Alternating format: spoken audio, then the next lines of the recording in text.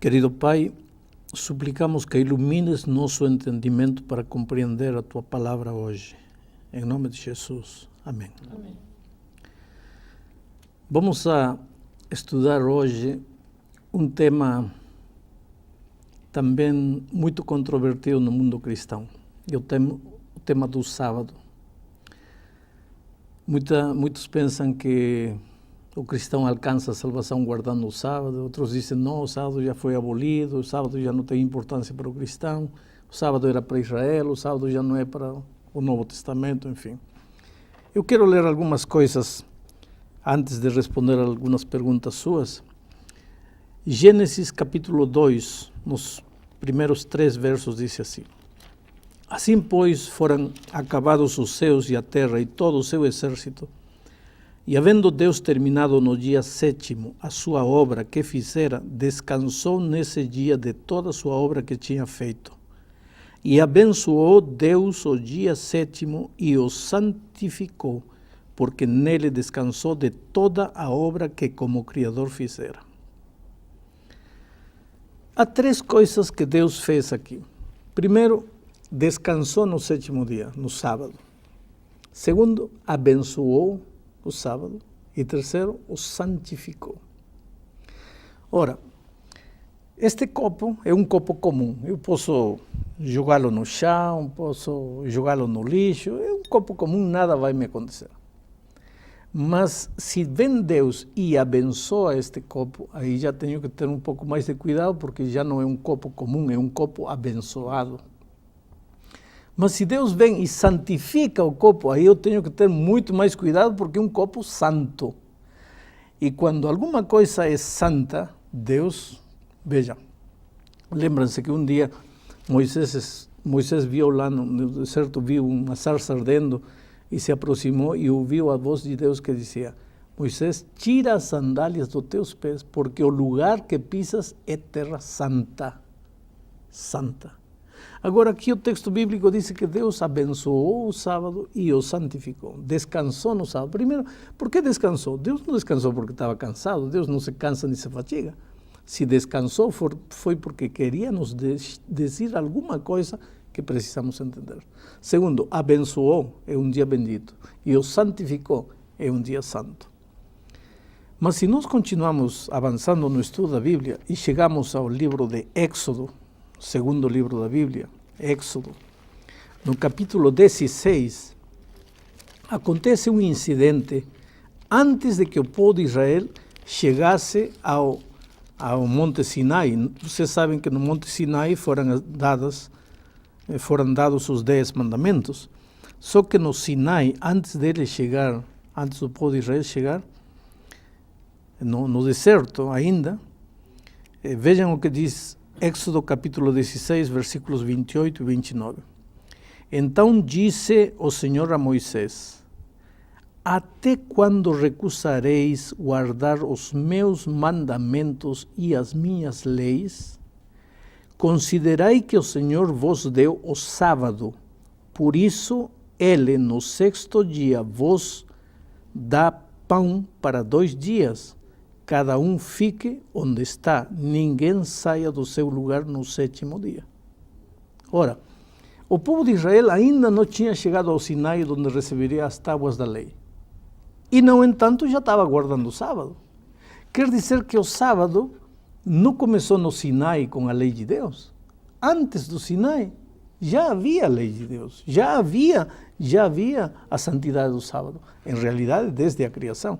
Agora vem o 4º mandamento, que está no capítulo 20, versículo 8, aí está o mandamento, e diz assim: Lembra-te do dia de sábado para o santificar. Lembra-te. Por que diz lembra-te? Se eu te digo, Márcia, lembra-te daquele dia em que a gente tomou café da manhã junto, você não vai se lembrar nunca, porque a gente nunca tomou café da manhã junto. E se eu te digo lembra-te, é porque você já viveu, porque você já conhece, porque você já sabe. E se Deus disse aqui, lembra-te do sábado, não é que estava dando o sábado aí, o sábado já existia no passado, e não havia lei de Deus.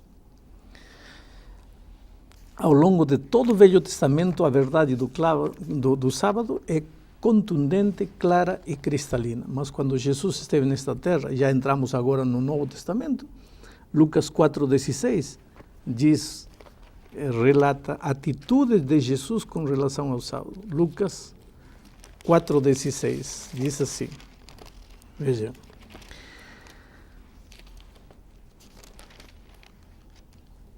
Indo para Nazaré, onde fora criado, entrou num sábado na sinagoga, segundo o seu costume, e levantou-se para ler.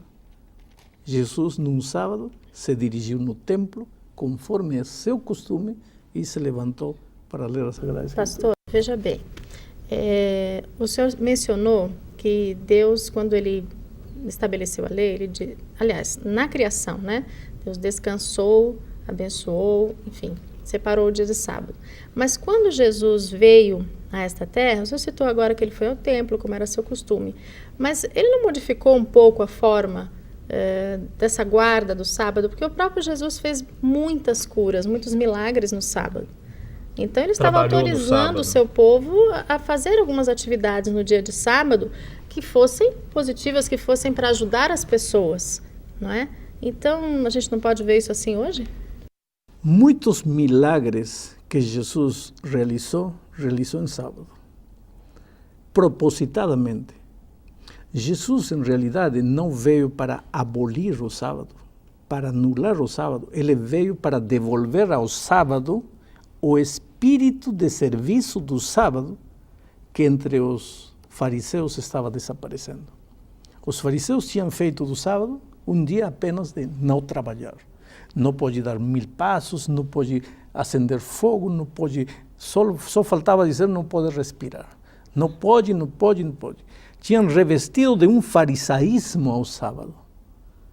Jesus veio não para anular o sábado, porque ele, em São Mateus, capítulo 5, versículo 17, inclusive eu quero ler para vocês, isso é importante, capítulo 5, versículo 17, diz: não penseis que vim revogar a lei ou os profetas.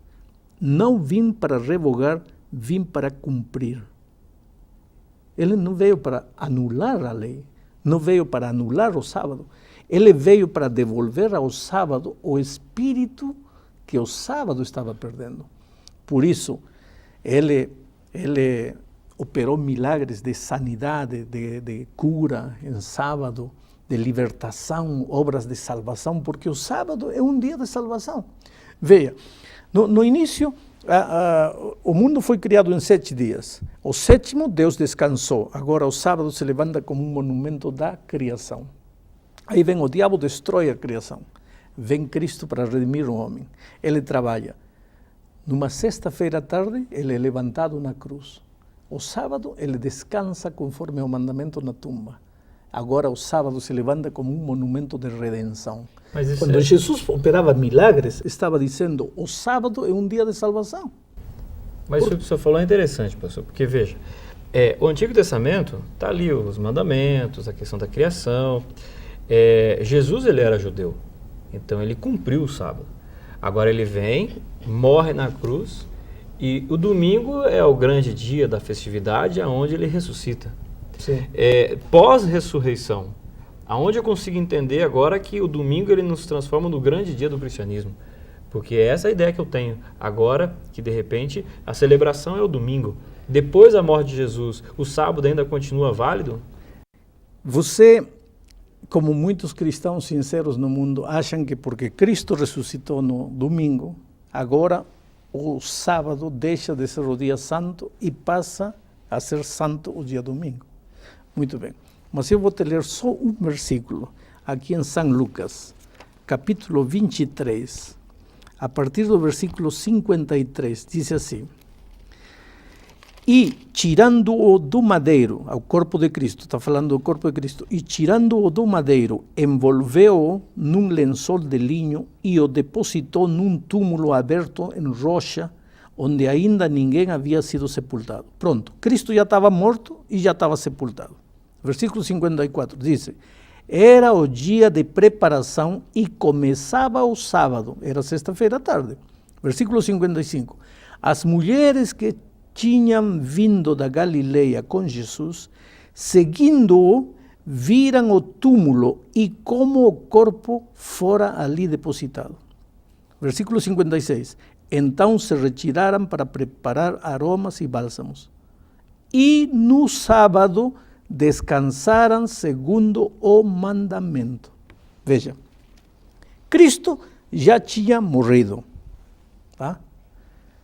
E o sábado continuava sendo o dia de descanso, o dia santificado por Deus. Só que quando Lucas escreveu isto, já tinham passado 20 anos da ressurreição de Cristo. E Lucas continua dizendo, e descansaram conforme ao mandamento. Ora, se quando Cristo ressuscitou, agora o domingo passava a ser o dia santo, Lucas, 20 anos depois da ressurreição de Cristo, não precisava colocar aqui, descansaram conforme ao mandamento. Mas, pastor, veja bem, será que o sábado hoje, ele ainda tem a mesma validade que ele tinha no passado? Porque se a gente ler aqui na Bíblia, em Colossenses capítulo 2, verso 16, nós temos o seguinte: portanto, ninguém o julgue pela comida ou pela bebida, ou pelos dias de festas, lua nova ou sábados. Mas se você olha bem o que está escrito aí, diz que ninguém vos julgue pelos sábados, em plural, não sábado em singular. Para Israel, haviam muitos dias festivos, o que para nós seriam os feriados, que eles também chamavam de sábados, dias feriados. Mas existia o sábado, dia do Senhor, 7º dia. Não se pode confundir o sábado, 7º dia da semana, dia do Senhor, com os sábados, dias feriados de Israel. Já estudamos, quando falamos da diferença entre leis morais e cerimoniais, a diferença que havia entre os 10 mandamentos da lei moral e os muitos mandamentos cerimoniais que apontavam à primeira vinda de Cristo para morrer na cruz do Calvário. No início do estudo, pastor, o senhor utilizou Êxodo capítulo 20, no versículo 8, que é o 4º mandamento, né? E diz assim: lembra-te do dia do sábado para o santificar. Ele já é santificado. Eu queria entender agora o que significa eu santificar o sábado, porque logo em seguida ele fala assim: 6 dias trabalharás e farás toda a tua obra. Significa então que meia-noite de sexta-feira eu paro, não trabalho, não faço mais nada e fico paradão até o pôr do sol ou até a meia-noite de sábado, é isso? Primeiramente, o sábado não começa à meia-noite. Biblicamente, o sábado, o dia, começa ao pôr do sol. Quando no relato da criação nós encontramos a definição dos dias, por exemplo, encontramos que Gênesis 1:5 diz: chamou Deus a luz dia e as trevas noite. Houve tarde e manhã do primeiro dia. Biblicamente, o dia começa com a parte escura primeiro. Ao pôr do sol começa o dia e termina ao pôr do sol. Então, o sábado começa na sexta-feira ao pôr do sol e termina no sábado ao pôr do sol. Não é um dia para ficar parado sem fazer nada. A gente não trabalha para dedicar-se a Deus, a adorar a Deus, a louvar a Deus e a estender a mão aos nossos irmãos necessitados, aos próximos, visitar um hospital, visitar um doente, encorajar ao desanimado, pregar o evangelho. Não é para deitar na cama e dormir. Os fariseus estavam fazendo do sábado um dia simplesmente de não trabalhar. Por isso Jesus veio para devolver-lhe ao sábado esse espírito de serviço e de adoração. E por isso é que propositadamente fez os milagres de cura em sábado para ensinar aos fariseus que o sábado não era para cruzar os braços. Mas então, pastor, o senhor está dizendo que a gente não deve exercer as nossas atividades profissionais, digamos, nesse dia. É isso? É isso que a Bíblia diz. Mas e aí, por exemplo, pais de família, né?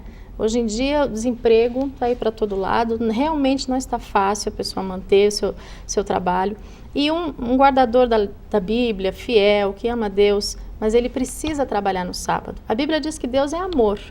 Se Deus é amor, será que ele não vai permitir que esse pai mantenha o seu trabalho para que ele dê o sustento à sua família? Márcia, deixa eu dar um exemplo junto com o que você está falando.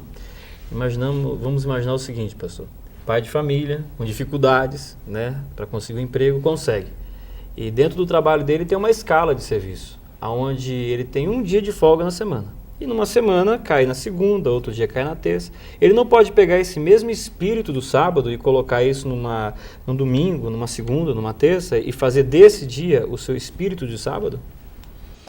Em primeiro lugar, quero ler para vocês uma promessa bíblica. Davi diz assim: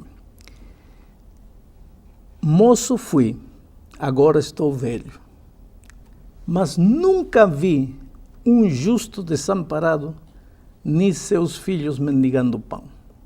Quer dizer, a promessa bíblica é: por ser obediente e fiel a Deus, fome você não vai passar.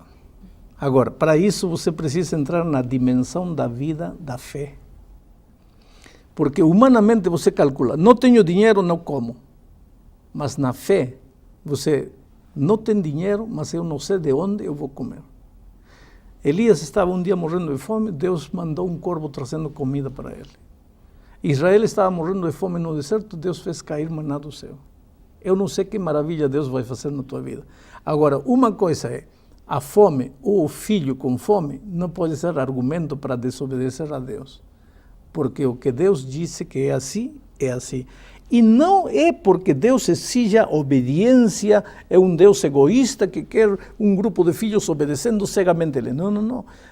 Mas porque quando você guarda o sábado e se concentra nesse dia em Deus, a consciência de Deus em ti aumenta e você, em meio de seu pessimismo, de seu derrotismo, você começa a enxergar um Deus gigante e pensa, não estou sozinho. Com Cristo eu tudo posso. Agora, se você não guardar o sábado, se você não separar esse dia para louvar Deus, para enaltecer seu nome, você vai ficar afundado num copo de água. O sábado te dá consciência da dimensão de Deus, da grandiosidade do Deus que você tem. Portanto, o sábado não é para não trabalhar, é para criar em você a consciência de que teu Deus é um Deus que não conhece derrota. Eu vou insistir. O senhor deu o exemplo do copo no início do estudo. O senhor quer dizer assim, que existem 7 copos, que são 7 dias da semana, e que o copo do sábado, o sábado em especial, é um copo diferente. É isso daí, aonde não importa só o espírito, mas eu tenho que ter o dia como um dia realmente diferenciado. É o que Deus diz. Pastor, e talvez por isso é que há tantas religiões hoje no mundo. Porque o ser humano toma a Bíblia, diz branco, e diz, não, mas azul também pode ser. Tudo bem, é o que você acha, mas Salomão disse, há caminho que ao homem parece direito, mas o fim é a morte. Quer dizer, não é o que você acha, não é o que eu acho, é o que a palavra de Deus diz. E o que a palavra de Deus diz não admite discussão. Eu gostaria de terminar o estudo de hoje enfatizando a ideia de que o sábado não é a exigência de um Deus arbitrário. Aliás, nenhuma das leis, dos mandamentos divinos são exigências de um Deus egoísta que tem aí seus filhos, vocês têm que obedecer. Não é assim. O sábado é uma bênção. Já pensou você trabalhar todos os dias e nunca se lembrar de Deus? A consciência de Deus desaparece em você e aí você se anula, porque você sem Deus não é nada na vida. Então, para você ter sempre a consciência presente de Deus, Deus disse, olha, trabalha, mas um dia para e vamos ficar juntos. E aí você vai ver como você depende de mim e quanto eu posso fazer por você. E isso só te dá felicidade. Que Deus te abençoe.